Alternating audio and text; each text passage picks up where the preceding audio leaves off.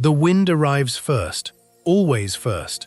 It moves across open water for hundreds of miles with nothing to slow it down, and then it hits a small cluster of islands, sitting alone at the very edge of the Philippines. And everything here has learned to answer back. A stone wall, nearly a meter thick, holds firm against it. A woman ties the strings of a woven cape a little tighter beneath her chin. A fisherman standing at the water's edge simply watches the sky and decides, without a word, not to go out today. This is Batanes, and nearly 20,000 people have chosen to call it home inside one of the most violent storm corridors on the entire planet. 10 times a year, sometimes more, a typhoon finds this place directly, or brushes close enough to leave its mark anyway. More than 200 days out of every year bring cold rain and rough water. And still, generation after generation, people have stayed, not because leaving was impossible, but because something about this windswept edge of the world was worth staying for. What would it actually take for you to build a life somewhere the sky itself could turn against you 10 times a year and choose to stay anyway? To reach Batanes, you have to leave behind the familiar rhythm of the Philippines entirely and keep heading north, past the point where most maps simply stop paying attention. The islands sit in the open water between Luzon and Taiwan, so far north that most people never realize this single fact. You are standing closer to the coast of Taiwan here than you are to Manila, the capital of your own country. Batanes is made up of 10 islands in total, but daily life exists on only 3 of them: Batan, Sabtang, and Itbayat. From above, they look like small green ribbons scattered across an enormous blue expanse. The rest of the archipelago left almost entirely to the wind and the birds. Between the islands, there are no roads, only water, and whatever mood the water happens to be in that day. Farthest north sits Itbayat, rising straight out of the sea like a limestone wall with no beach anywhere along its edge. It remains one of the most difficult inhabited places to reach anywhere on Earth, and somehow, people have made it home for centuries anyway. This place doesn't really have 4 seasons, not the way most of the world understands that word.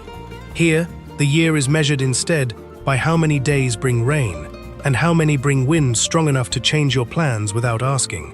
Some months, rain falls for 15, even 20 days straight. When the islands decide to show their fiercest side, salt-laden wind slams into the cliffs hard enough to throw up fog that swallows entire towns within minutes, reducing what you can see in front of you to almost nothing at all. During the roughest weeks of the year, waves rise as tall as buildings and crash directly onto the coastal roads. Ferries stop running between the islands entirely.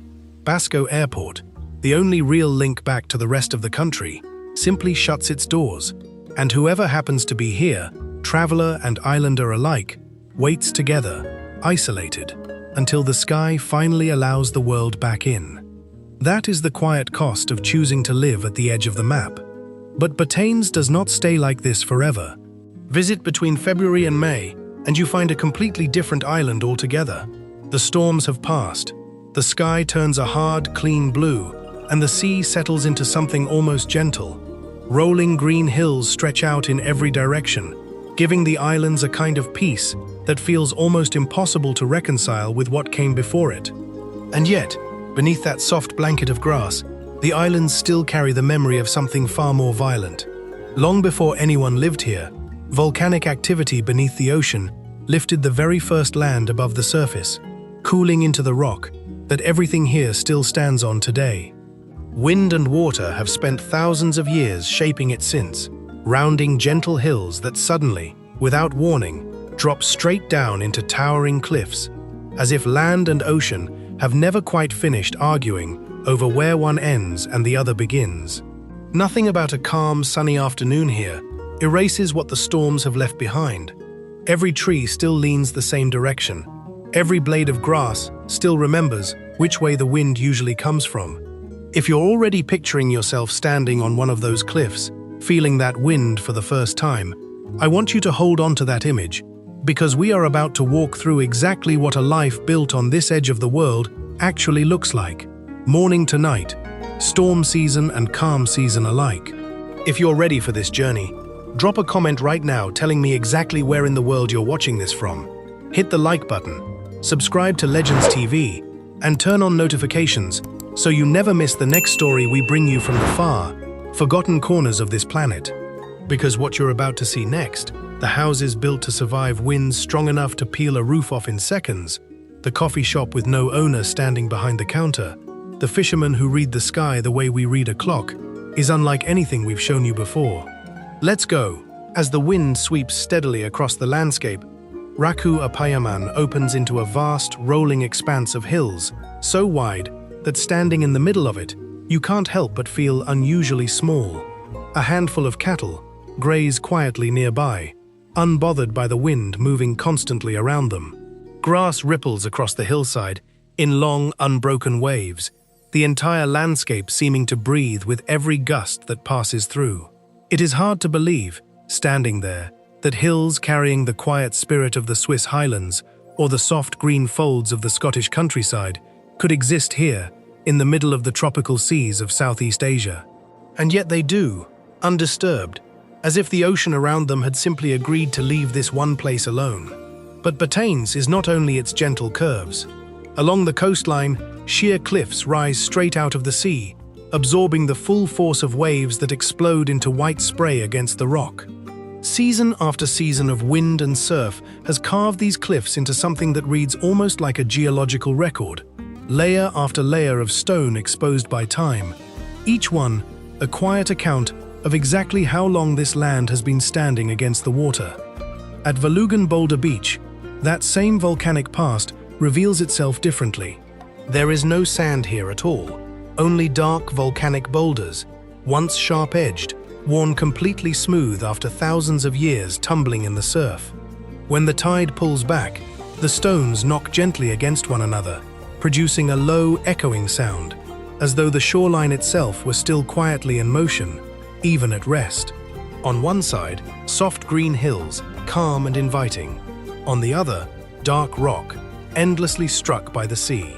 Somehow, on the very same island, serenity and raw power exist side by side, without either one ever fully winning. Have you ever stood somewhere that held two completely opposite feelings at once? Calm on one side and overwhelming on the other, in the very same view? I'd genuinely love to hear about that place in the comments below, because I have a feeling Batanes is about to remind a lot of you of somewhere you've quietly carried with you for years. Life here has never had the luxury of dense forest to hide behind. Every living thing has had to cling directly to rock and wind, finding some way to survive in a place that, at first glance, seems almost too harsh to support very much at all. Across the hills, low voyavoy trees lean permanently in the direction of the prevailing wind, their trunks short, their roots buried deep into soil that never quite escapes the salt carried in off the sea. When the breeze moves through their leaves, it adds a small, steady ripple of motion to a landscape otherwise built entirely from stone and grass. Closer to shore, the scene shifts again. Hidden inside damp cracks in the rock, coconut crabs emerge slowly after nightfall, searching for food. Their massive claws and armored shells make them look almost like something left behind from an older, stranger world. Their survival here, on islands where food and shelter are never guaranteed, is its own quiet reminder that life finds a way, even at the edges of what seems possible. Above it all, the skies over Batanes serve as a resting point for migratory birds making their way across the open ocean. After long stretches over water with nothing beneath them, they settle onto the grassy slopes and rocky cliffs to rest before continuing their journey. On certain days, when the only real sound is the wind itself, hundreds of birds suddenly fill the sky at once, and for a few minutes, these quiet islands become something loud and alive and briefly overwhelming.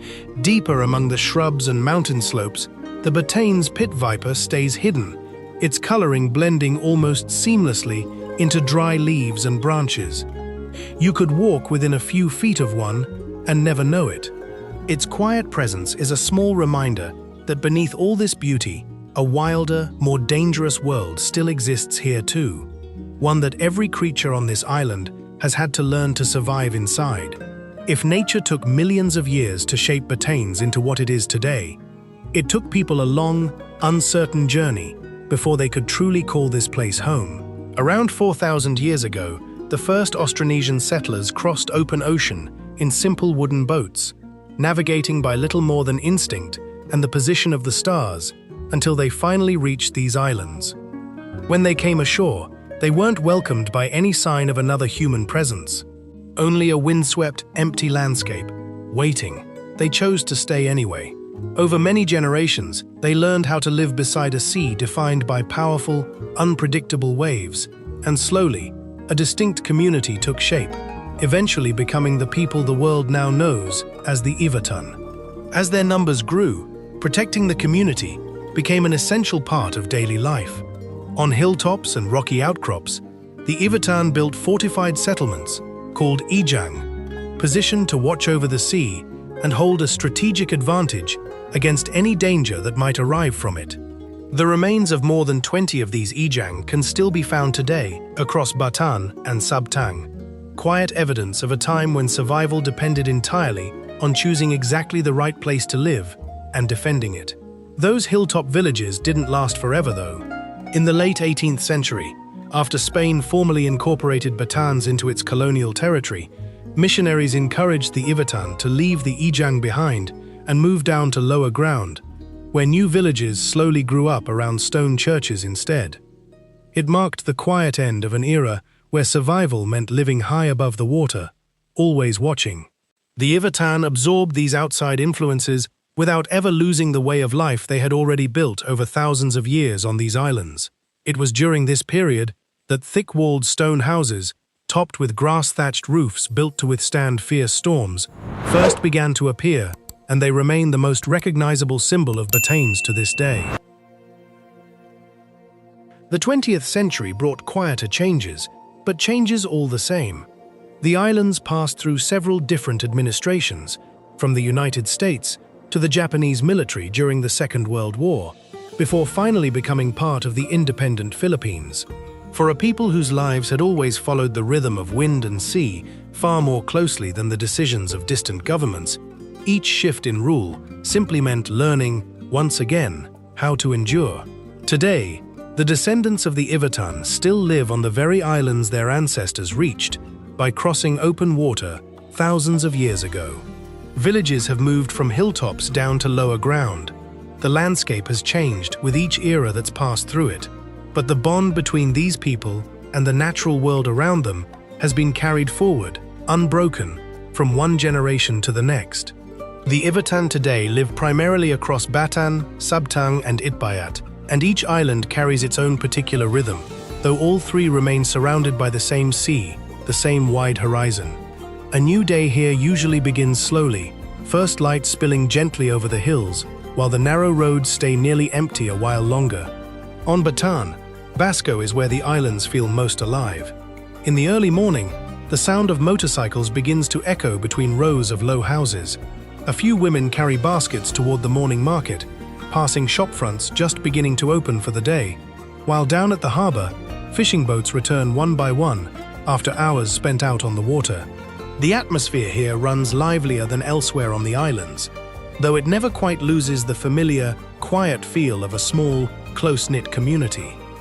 Leaving Batanes for Sabtang, everything slows down noticeably. Traditional stone houses sit close together at the foot of the hills, narrow roads winding quietly through one small village after another. Outside their homes, residents move through their daily routines at an unhurried pace that seems to belong to an entirely different century.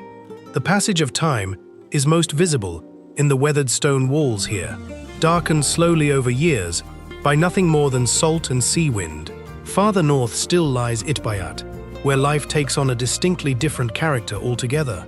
Villages sit atop a high plateau, the sea stretching far below beneath towering limestone cliffs. There are no gently sloping beaches here, nowhere to simply walk into the water. Standing at the island's edge, all you see is rock and the ocean reaching out toward the horizon, making any human presence feel smaller than it does almost anywhere else on Earth. And yet, that isolation has never made the community here feel distant from itself. On islands where weather can interrupt travel at any moment, without warning, it never takes long for a stranger to become a familiar face. Before heading out to sea, or out into the fields, the Ivatan always take a quiet moment first, to watch the sky, to listen to the wind, to read the movement of the clouds carefully. To them, knowing exactly when to wait is considered just as important as knowing how to work. The sea has always been this archipelago's lifeline, but not every day is suited to fishing. On some mornings, a tataya, the traditional wooden fishing boat of the Ivatan, has already been pulled down to the water's edge, every piece of gear ready and waiting. And still, the fisherman stands there a while longer, quietly studying the sea, before sometimes simply deciding to turn back. Only when the tide, the wind, and the sky all align in agreement do the fishing crews finally push out, heading towards schools of mahi-mahi, somewhere far offshore. Once aboard, no one works alone. One steers, another watches the water closely, a third manages the lines. Every task moves in a kind of quiet harmony, a rhythm passed down carefully through generations of Ivatan fishermen before them. When the sea proves too rough, life simply shifts up to the hills instead. On small plots of land, families grow taro and garlic, two crops well suited to the island's thin soil and constant salty wind. As the day winds down, cattle are led back near the house and secured safely under shelter before nightfall falls completely. A day spent farming here usually begins later than a day out on the water and ends only once the last light has fully faded from the hillsides. But work in Batanes rarely ever belongs to just one family alone. When a household needs to bring in its taro harvest before the rain arrives, or repair a roof before the next typhoon season sets in, neighbors simply show up to help, without ever being asked first. The only real obligation afterward is to prepare a shared meal, and when another household later needs help of its own, the favor is quietly returned in turn. The Ivatan call this tradition payuan. It is a way of living built not on money, but on trust, and on a shared understanding that here, at the edge of the world, everyone will eventually need someone else's help to get through the hardest stretches life brings. Has someone in your own life ever shown up to help you through something difficult, without you ever having to ask them first? I want to hear about that person in the comments below, because I have a feeling payuan is a tradition more of us already understand than we realize, even if we've never had a word for it before now. If you're finding yourself pulled into this island the same way I was while putting this story together, take a moment now to hit that like button. It genuinely helps a story like this reach more people who would love it exactly as much as you clearly do. Today, a young person in Basco might spend the morning guiding visitors through an ancient ijang, then join a parent out at sea whenever the water finally calms enough to allow it. Livelihoods here have slowly evolved, expanding to include tourism, education, and professions that simply didn't exist for the generations who came before. But even as the work has changed shape, the instincts underneath it haven't. Powerful Pacific typhoons can sweep across these islands several times a year, sometimes with barely any warning at all. Sea winds blow almost constantly here, bending the grass across every hillside into a permanent lean. After thousands of years living this way, the Ivatan came to understand something most of the outside world still struggles with. They could not change nature.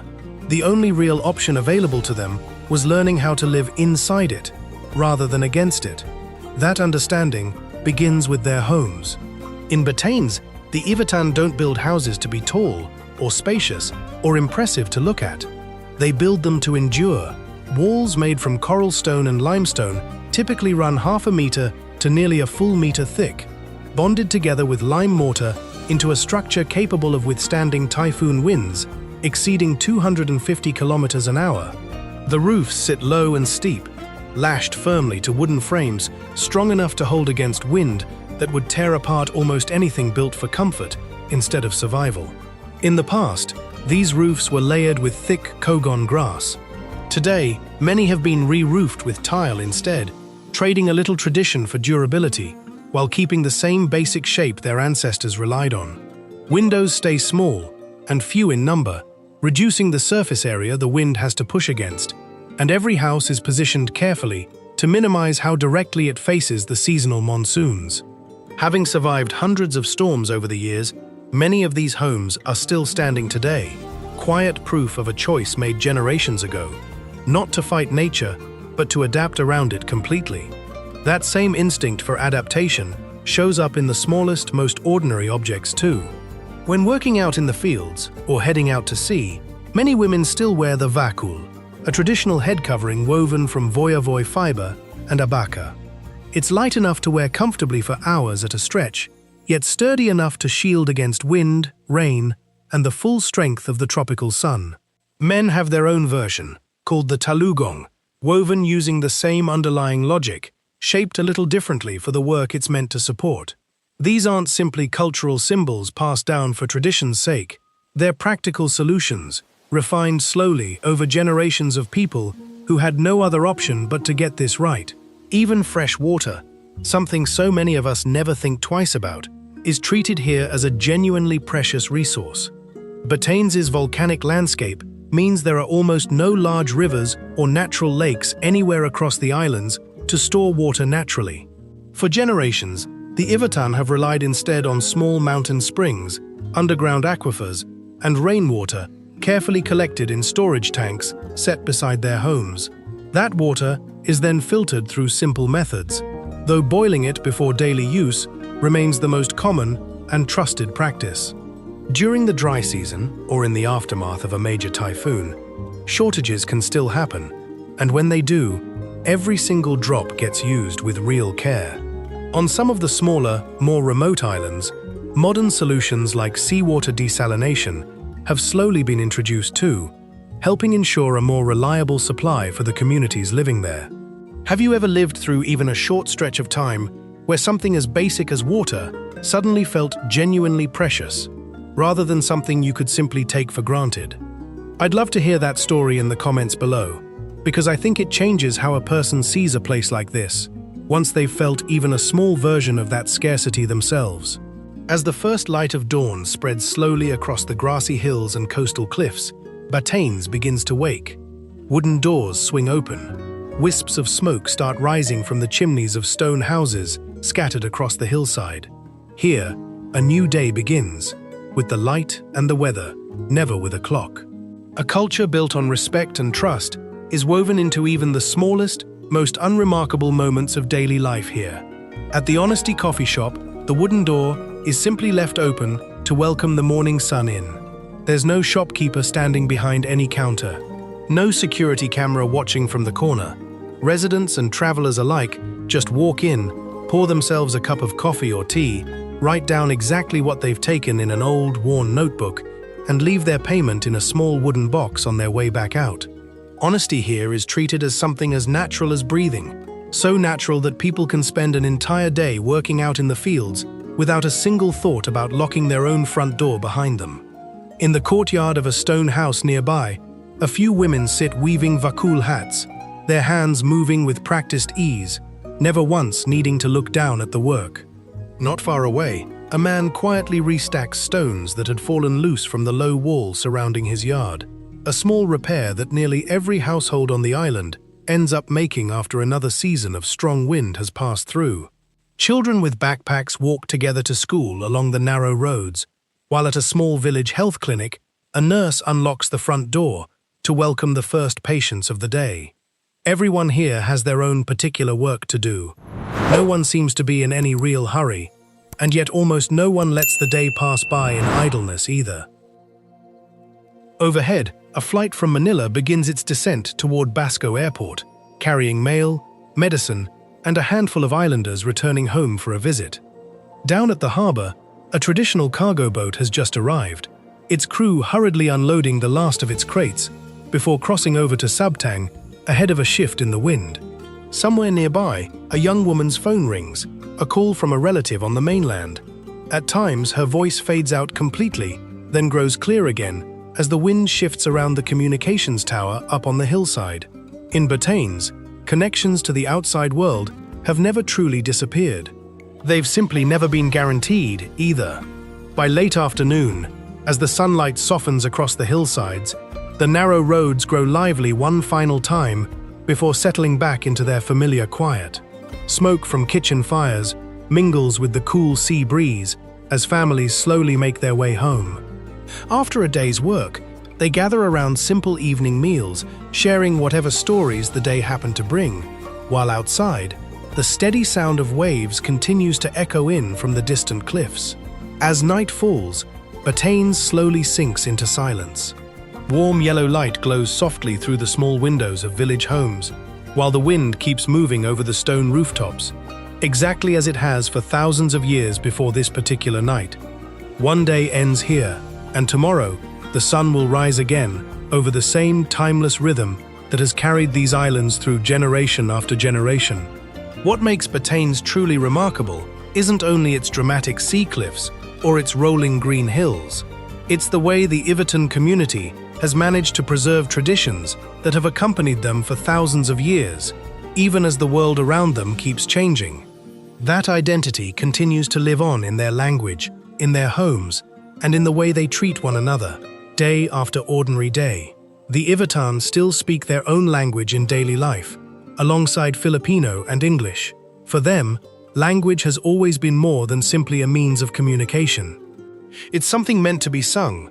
After a long day working in the fields, elders still perform laji, traditional folk songs sung without accompaniment, telling old stories of love and everyday life, while children sit nearby listening quietly, even before they fully understand every word being sung to them. In late April, Sabtang takes on a different kind of energy entirely, as the whole community comes together for the vakul festival, celebrating the artisans who weave the vakul head covering and the kanyao rain cape from voyavoy leaves. Along the village roads, performers wear these traditional garments proudly during cultural dances, while somewhere in the crowd, a woman nearly 90 years old, one of the island's longest practicing weavers, is surrounded by her community like a living treasure they refuse to let go unnoticed. Then, in June, during the anniversary celebration marking the province's founding, that same spirit of togetherness is expressed once more through the Vunong festival. From early morning, families prepare rice and traditional dishes, carefully wrapping them in kabaya leaves, a method the Ivatan have relied on for generations to carry and protect food, long before modern containers ever existed. On the day of the celebration, this wrapped food is brought to churches and community gathering spaces, then shared freely with neighbors, friends, and even complete strangers passing through. No one asks who the recipient is, or what they might give back in return. Each small bundle of food carries more than just a meal inside it. It carries a wish for peace, a quiet expression of gratitude, a living symbol of payuan, that same tradition of sharing, unity, and mutual care that holds this entire community together. And yet, Batanes is not entirely untouched by the passage of time either. In the town of Basco, there are afternoons now when the sea feels subtly different from the one older generations remember. It reaches a little farther inland these days, even on calm, cloudless afternoons, and yards that once stood well back from the rocky shoreline now sit only a few steps from the water's edge. Not far from there, an old stone house has remained shuttered for years, its kogon grass roof partially collapsed, left without the hands that once cared for it. Its owner, having left the islands in search of greater opportunity, somewhere far off in Manila.